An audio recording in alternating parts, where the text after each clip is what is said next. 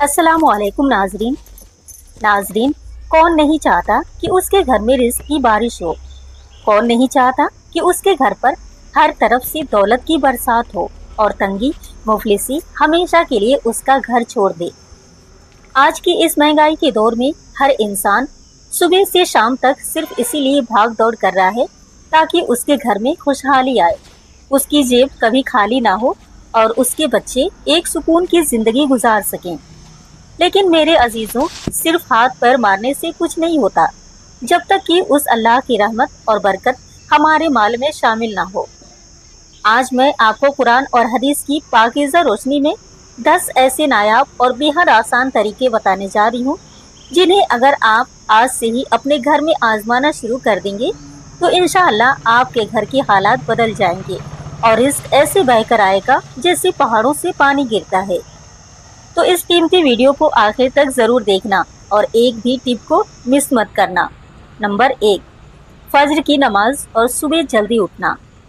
नाजरीन, हमारे नबी करीम सल्लल्लाहु अलैहि वसल्लम ने अल्लाह ताला से ख़ास दुआ फरमाई है कि ऐ अल्लाह, मेरी उम्मत के लिए सुबह के वक्त में बरकत अता फरमा। जो लोग सुबह फज्र की अजान के वक्त मखमली बिस्तर छोड़कर अल्लाह के हुजूर सजदे में सर झुकाते हैं, अल्लाह ताला उनके रिज़्क का कफील खुद बन जाता है। सुबह का वक्त पूरी कायनात में रिज़्क बांटने का वक्त होता है और जो इंसान उस वक्त सोता रहता है वो अल्लाह की बहुत बड़ी रहमत से महरूम रह जाता है। इसलिए अगर आप चाहते हैं कि आपकी रोजी रोटी में बेइंतहा बरकत हो तो आज ही से फज्र की नमाज पाबंदी से पढ़ने का पक्का इरादा कर लीजिए और सूरज निकलने से पहले अपने दिन की शुरुआत कीजिए। नंबर 2, कुरान की तिलावत और सूरह वाक़िया का मामूल। अपने घर की दीवारों को अल्लाह के पाक कलाम की आवाज़ से गूंजने दीजिए, क्योंकि जिस घर में रोज़ाना कुरान पाक की तिलावत होती है वहाँ से शैतान और नहुसत दुम दबाकर भाग जाते हैं। हदीस मुबारका में साफ तौर पर आया है कि जो शख्स हर रात को सूरह वाक़िया पढ़ने का मामूल बना लेता है उसे जिंदगी में कभी भी फाका यानी कंगाली का सामना नहीं करना पड़ता। ये सूरह रिज़्क को अपनी तरफ इस कदर खींचती है जैसे मकनातीस लोहे को खींचता है।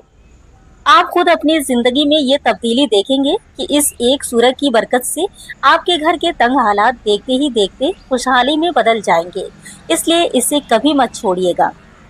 नंबर 3, घर की साफ सफाई और पाकीज़गी का खास ख्याल। हमारे पाकीज़ा दीन इस्लाम में सफाई को आधा ईमान करार दिया गया है और इसका हमारी रोजी रोटी से बहुत ही गहरा ताल्लुक है। जिस घर के कोनों में गंदगी जमा होती है, जहां मकड़ी के जाले लगे होते हैं और बर्तन बिना धोए रात भर पड़े रहते हैं, वहां रहमत के फरिश्ते कभी कदम नहीं रखते। फरिश्तों के ना आने की वजह से उस घर से बरकत उठ जाती है और हर वक्त पैसों की तंगी बनी रहती है। इसलिए अपने घर को हमेशा साफ सुथरा, महकता हुआ और पाक रखिए ताकि अल्लाह के नूरी फरिश्ते आपके घर में आएं और अपने साथ अल्लाह की अता की हुई बेहिसाब बरकतें और खुशियां लेकर आएं। नंबर 4, घर में मेहमान के आने पर दिल से खुश होना। जब भी आपके घर पर कोई मेहमान आए तो कभी भी अपनी पेशानी पर बल मत लाइए और ना ही अपना दिल छोटा कीजिए, बल्कि उसे अल्लाह की रहमत समझिए। हमारे प्यारे नबी ने फरमाया है कि मेहमान जब किसी के घर आता है तो वो अपना रिज़्क अपने साथ लेकर आता है, वो मेज़बान का रिज़्क नहीं खाता। और सबसे बड़ी बात यह है कि जब मेहमान खाना खाकर उस घर से रुखसत होता है तो वो अपने साथ उस घर वालों के तमाम गुनाह धो कर ले जाता है और उनके रिज़्क में बरकत की दुआ छोड़ जाता है। मेहमान की कदर करना सीखिए, क्योंकि ये सीधे तौर पर आपकी दौलत और इज्जत को बढ़ाने का सबसे बेहतरीन सबब बनता है। नंबर 5, दस्तरखान बिछाकर अदब के साथ खाना खाना। खाना खाने के भी कुछ ऐसे आदाब हैं जिनका सीधा ताल्लुक हमारी रोजी की बरकत से है और आज हम उन आदाब को भूल चुके हैं। हदीस के मुताबिक जब भी खाना खाइए तो जमीन पर अदब से दस्तरखान बिछा कर बैठिए। खाने से पहले और बाद में अच्छी तरह अपने हाथों को धोइए और हमेशा बिस्मिल्लाह पढ़कर सीधे हाथ से खाइए। इसके अलावा अकेले अकेले कमरे में बैठकर खाने के बजाय अपने पूरे परिवार के साथ मिलकर एक ही दस्तरखान पर खाना खाने की आदत डालिए। जब पूरा खानदान एक साथ मिलकर खाता है तो अल्लाह ताला उस खाने में और उस घर की कमाई में इतनी बरकत डाल देता है कि कम खाना भी सबके लिए बहुत ज़्यादा हो जाता है।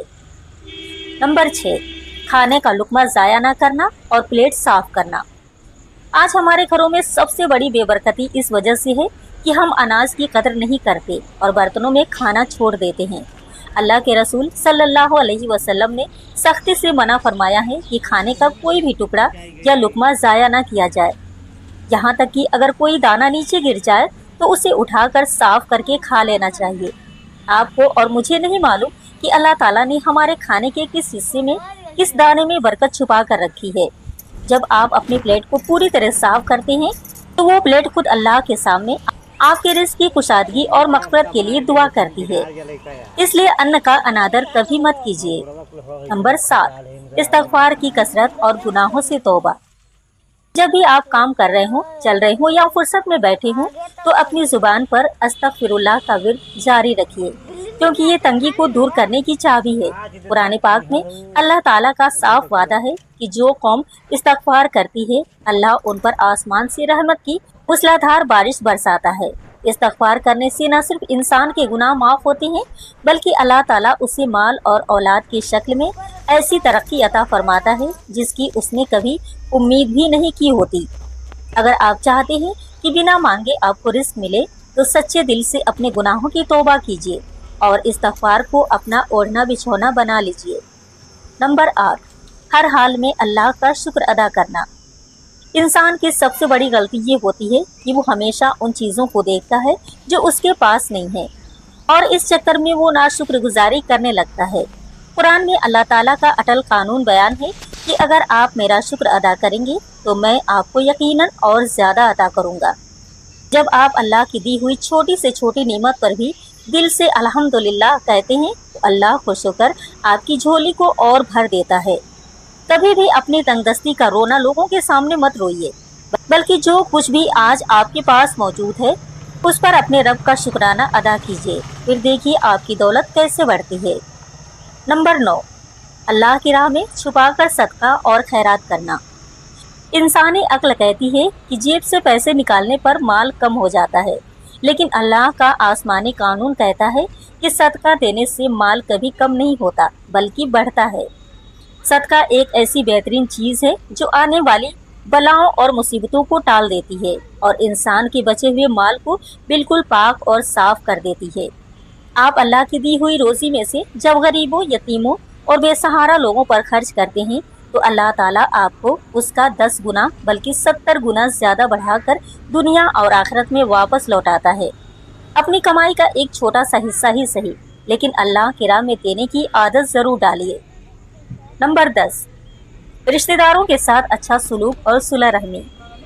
ناظرین، ہمارے سگے سمبندھی، بھائی بہن اور قریبی رشتہ دار ہمارے رزق کے بڑھنے کا بہت بڑا ذریعہ ہوتے ہیں، بھلے ہی ان کا رویہ ہمارے ساتھ اچھا نہ ہو۔ آقائے دو جہاں صلی اللہ علیہ وسلم نے فرمایا ہے کہ جو شخص یہ چاہتا ہے کہ اس کی عمر لمبی ہو جائے اور اس کے رزق میں خوب برکت اور اضافہ ہو، اسے چاہیے کہ وہ صلہ رحمی کرے، یعنی اپنے رشتہ داروں کے ساتھ تعلقات کو بہتر بنائے، مشکل وقت میں ان کے کام آئے اور ان کے ساتھ بھلائی کا سلوک کرے۔